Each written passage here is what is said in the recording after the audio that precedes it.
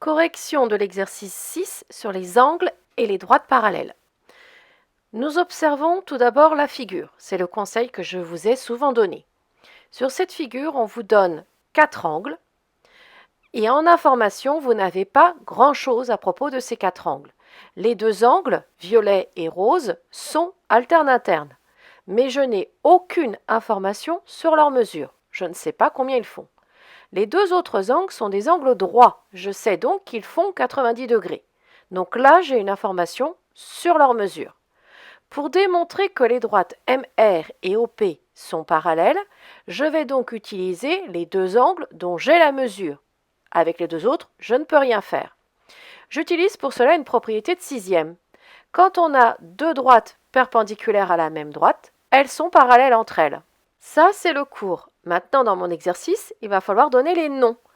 Les 2 droites en question sont les droites MR et OP. Elles sont perpendiculaires à la même droite RP. Je conclus donc que les 2 droites MR et OP sont parallèles.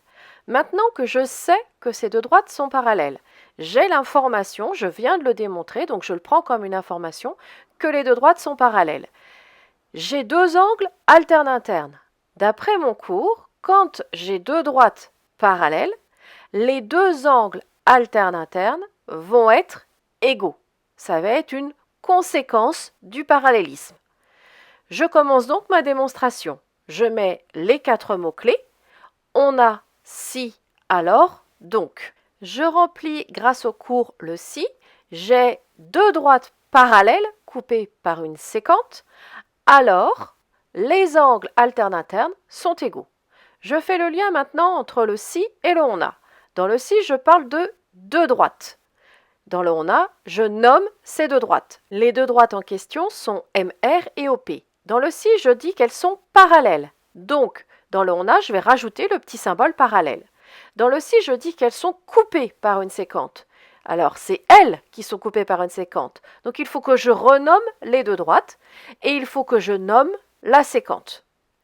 J'ai fini pour le si. Sauf que dans mon alors, je parle des angles alterne-internes. Et si je n'ai pas d'angle alterne-interne, je ne peux pas appliquer la propriété. Pour cette démonstration, il y a une difficulté avec le lien entre le alors et non a. Il faut avoir des angles alterne-internes pour pouvoir affirmer qu'ils sont égaux. Si c'est j'ai des angles alterne-internes, il faut parler des angles alterne-internes dans le on a. Par conséquent, dans le on a, je vais nommer mes 2 angles alterne-internes, mais je ne marque pas encore qu'ils sont égaux. J'écrirai leur égalité dans le donc, en lien avec le alors. Je les renomme et je dis qu'ils sont égaux avec un symbole égal. L'utilisation de cette propriété est plus compliquée. Il faut penser à faire un lien entre le alors et le on a, ce que nous n'avons pas l'habitude de faire.